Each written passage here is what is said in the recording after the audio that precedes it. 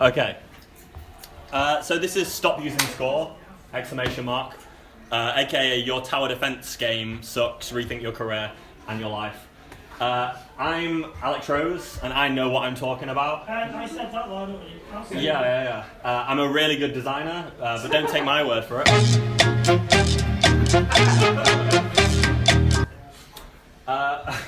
So anyway, most games aren't fun, and mostly a lot of people who come out of like games colleges and stuff are taught game design in a certain way, and they're taught like a specific formula.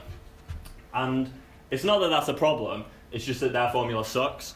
So to start, score sucks, right? Score is really bad. That's an arcade machine, and that's why score was invented. It's a relic. Games were designed to take money from people, and so they'd have these scoreboards, and everyone would keep playing them, and that was their way of taking quarters off people, essentially. So they get dollar sign. Score encourages this, which is not fun, arguably. Now they have to, eventually, it turns brown, because otherwise you're going to spend all day just getting score, which serves no purpose whatsoever. It makes you sit around, like, spawn camp enemies and shoot them over and over again, and generally, like, doesn't progress the game in any way. It doesn't reward you for any skill-based stuff that are actually part of the game. And it measures the amount of time you've sacrificed rather than actually measuring your skill. So what you can do instead, this is my game, which does good things, is you can use time. Time, right, and I know that sounds a bit disingenuous because it's kind of score, but the thing is, time is reduced by you being good at the game. So if you, you're doing it with an aim, you're getting better and better, and you're shaving time off your times and stuff, and those leaderboards are better, arguably. And then there's rank. Rank's okay. It puts a cap on. It stops people from playing infinitely and just doing mindless drivel, because eventually they're like, hey, I got my A rank. Arguably, the rank system of how you get a bronze isn't that nice because it makes players who get bronzes feel bad. So in my game, we do. I'm going to turn the volume so you can actually hear this. Right, there you go. So we do perfect. So essentially, if you get 10, if you die 10 times, you get gold. If you die 0 times, you get rainbow. And if you die more than that, you just get a normal bear head. So you don't feel bad for just beating the level because you beat the level. If you get gold, yeah, you got gold. And if you get rainbow, you get rainbow. Like, all of them are good, but they don't depreciate the others. It's not like, oh, I only got a bronze. It doesn't make you feel bad. But perfects are a good way of, you've really finished this level now, but it's a way of challenging them and adding, repeat value without having to do score. Now, there are games that do use score well, rhythm games and shoot 'em ups. So anything that's on rails where you're in a level for, say, 3 minutes or whatever, there'd be no point ranking your time on Guitar Hero because everyone's got the same time unless they fail. In fact, that would be the opposite of good. So score can work sometimes, and that's generally true of everything I'm going to bring up in this presentation. There's exceptions, things that are good. In general, they're bad, but occasionally, if you design your entire game around it, this game is built around score, so therefore it works. But just don't add score into your game if there's no reason for it. And do you know what else sucks? Fixed health. So this is, old games kind of don't do this anymore, but they still do it in indie games. So if you look Perfect Dark, this was a nightmare for this. So you play co-op mode, you both have these health bars, and then when your idiot brother dies, it would take half your health and stick it on them, and now you have there's this nasty health economy, and it punishes you for mistakes that you made ages ago. So you'll die, you take a hit at the start of the level, and then at the end you just about die, and you just got completely punished for one tiny mistake. Humans make errors, it happens, and it's really mean to completely kill them off in a game because of that. And again, the aim is to kill them, and I don't like the idea of killing being a punishment. Killing the player as a punishment is a way of, it's like saying, your punishment is you have to play my game again. I just don't agree with that as a principle. Why are you just make that, they should play again because they want to play again, not because you force them to by designing it to be too hard. So alternatives, one-hit deaths. Now, I know I just said don't kill them, but if your whole game is designed around that, just just kill them, just commit to it. And some other game, some inferior game, like it does it well. It kills you, and you know why you're dead, and the whole game is built around that. So it never feels unfair. Recharging health also fixes this. So these are some dumb jam games I made, but you see that like I go a bit. You can't really tell on the screen, but it's fading in red. So the more damage you take, it does the Call of Duty fade in red thing. But then when you walk away, it unfades. So your health regenerates, and you only die and are quickly put back at a checkpoint nearby if you take a lot of consecutive damage, and then you're fine. Like if in Perfect Dark you could just hide around a corner for a bit and then regain your health after you've had a big ambush or something, then it'd be alright, it wouldn't feel unfair. And so that's what Halo does, and everything, like all modern FPS do that. So how about just don't use health and use your imagination? You can stun the player. There's loads of things you can do. Put them back to the previous checkpoint. Like, this is another game I made. Whatever. All the checkpoints are so close to each other that it never feels frustrating. Like you can die over and over again, but it doesn't really matter. Except round-based games. So you're playing multiplayer online games. There's a reason to limit your health because otherwise it's never going to end. So if you play Counter-Strike, you kill each other, and then.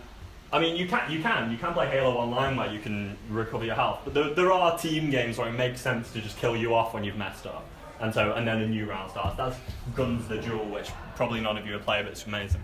And games of healers. So it's all right to build a health economy when you've got a dude who can give you back health. Likewise, RPGs, you've got so much health, and you've got healers that it's fine to take the player's health off them. Which brings me on to another point. You know what else sucks?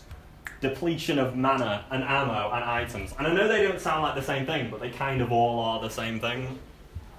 So it encourages players to run around smashing pots to pick up new ammo. If you see here, I didn't even mean to get this in the screenshot, but he's got 0 arrows. Obviously he's got 0 arrows, because his Majora's Mask, and every time, he's got 8 rupees as well. He owns basically nothing, because this whole game revolves, it's my favourite game ever, by the way, but the whole game revolves around you repeatedly restarting time, and now you have nothing again, and you've got to roll around as a Goron around the field to get all your stuff again, so you can actually go in a dungeon and not run out of resources. So, best case scenario, there's so much stuff available. Like, I played this once, so I can't really talk, but when I played Ratchet and Clank and Jak and Daxter, I noticed that there's just ammo boxes everywhere, so it's like, well, what's even the point of depleting my ammo in the first place if I can just, they're literally everywhere, so there's no point depleting them. Or, worst case scenario, you have to leave a dungeon to go shopping. This happens in Twilight Princess. He's got bombs. He's got 39 because he knows, because he's played before. But like, I didn't know. I had to go back to Zora's Domain because I didn't have enough. There's no way to get them in the dungeon. Literally had to go shopping. It's ridiculous. What even was this, right? Yeah, so just don't do that.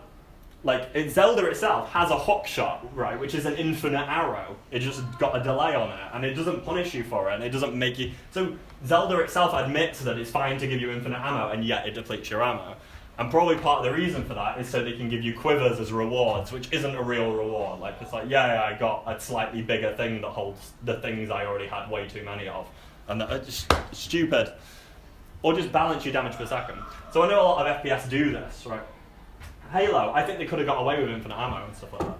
So, the Spartan laser, this is a gun that goes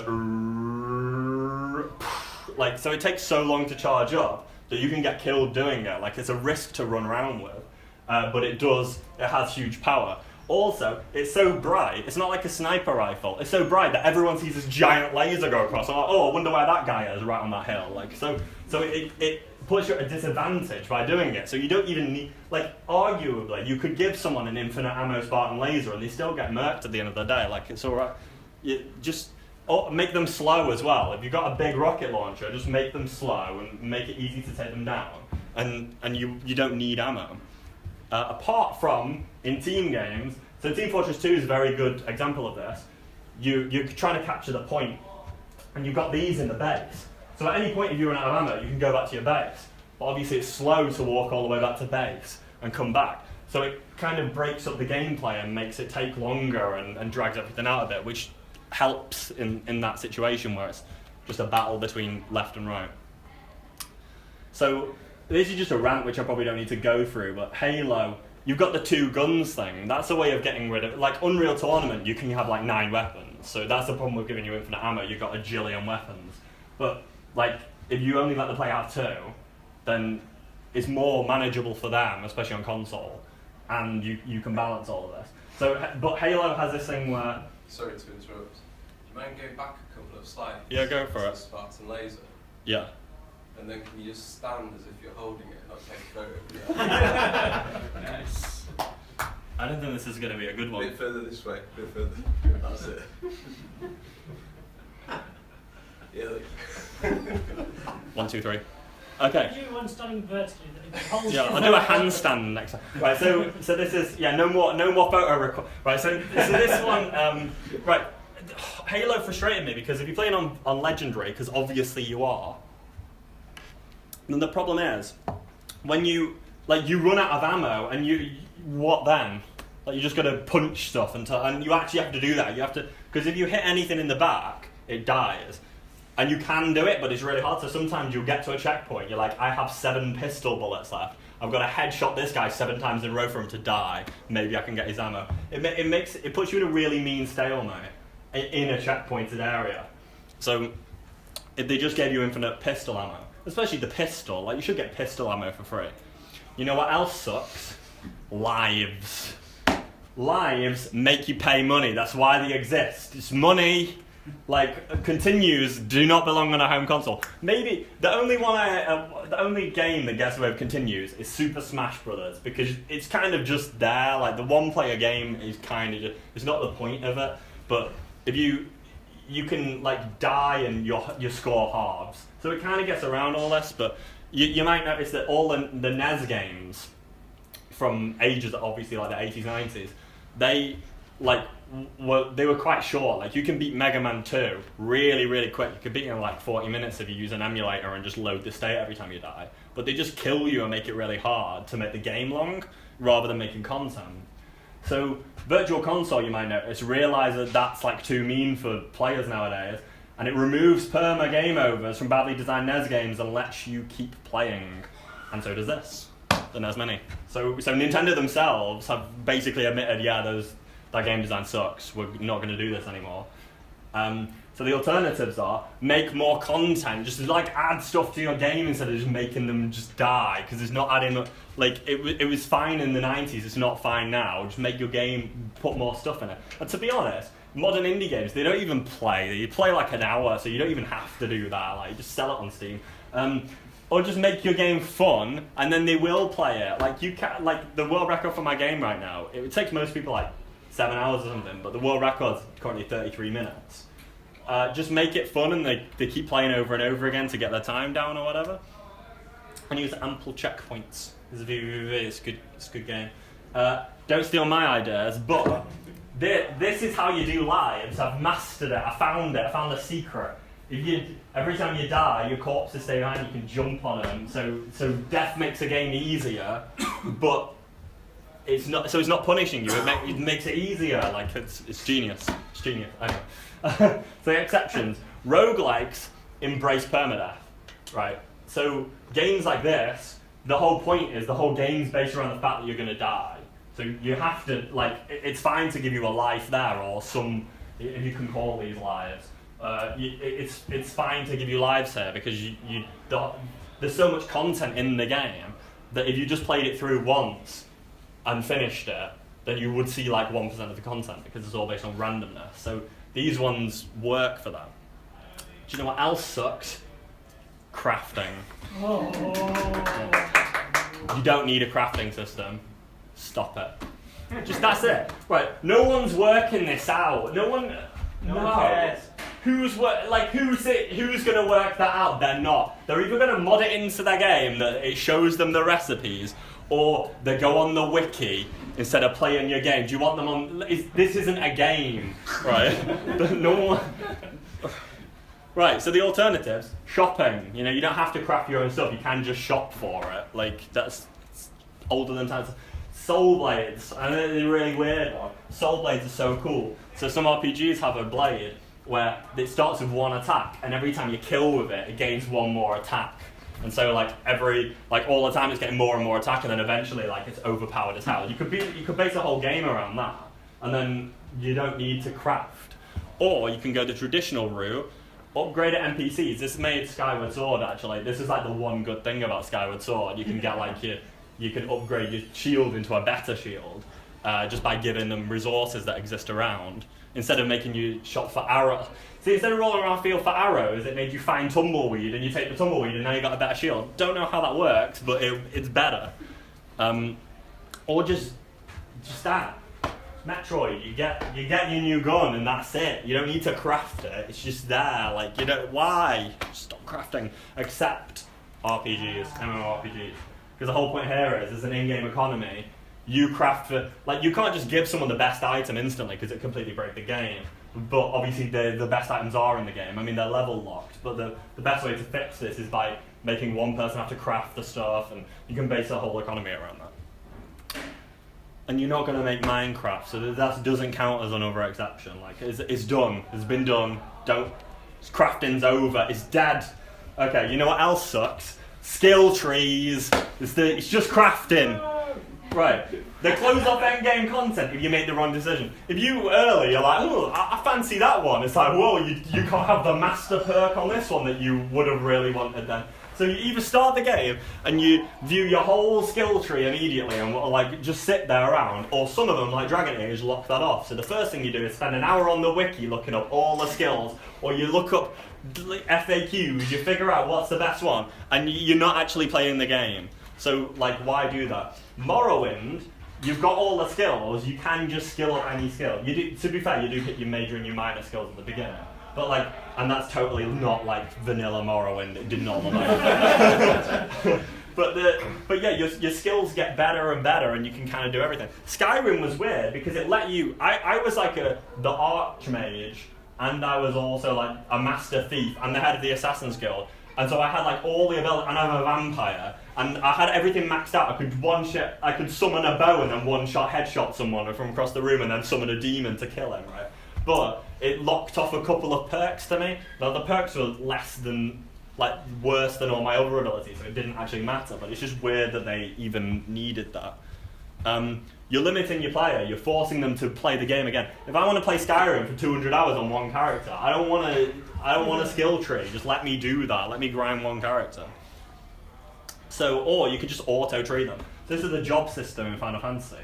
If you make them be a red mage or something, and now they get skills based on that. It's basically a skill tree, except that you've just got a generic job for it. Final Fantasy Tactics did this amazingly, because you could dip in and out of jobs. So you could be like, oh, I'm going to use like some like knight guy, and now I unlock dual wielding. No, you unlock that with like this dude who uses like light blades, and now you can dual wield like bastard swords. It's just ridiculous. So you can like double cast. Like it's really cool. Or, I mean, you can just make it so that the more fireballs you cast, the more fire-based you are. So it caters to the kind of gameplay you have rather than doing that. You don't need to give the player the decision of the skill tree. It can exist without the player, manually clicking it. So just give them based off what they prioritize. Exceptions, MMOs. It's always MMOs, isn't it? Roguelites. So this is Catacomb Kids, which is a really, really cool game, which you die in a lot. And every time you die, like, so you roll and when you start, you get a character like this, and you get to choose like, oh, I want a mage or whatever. And then you get level up orbs, and then you can get different abilities. So you kind of have skill trees, but a game lasts like 2 minutes, so it's fine. It's like another one of those things where you're unlocking the content anyway, so it makes no difference. So there you go. Conclusion. Don't add features that aren't fun. Think about your systems and design your entire game around the systems. Don't add a system because it exists. Don't add a skill tree because in game design school, skill trees are cool or whatever, or you've already written the code. There's no point. You don't need it, don't add it. Right? These systems restrict the player. It's not a skill tree isn't content, it's restriction. I think that's what some people don't understand. A lot of these things aren't adding gameplay, they're taking it away from the player. Make better games. And go in peace to love and serve the Lord. Make DLC. Yeah, Rose out. go play Super Rubo Resurrection because it has all of these things done well. Apparently, 9 out of 10 games for. Yeah. All right.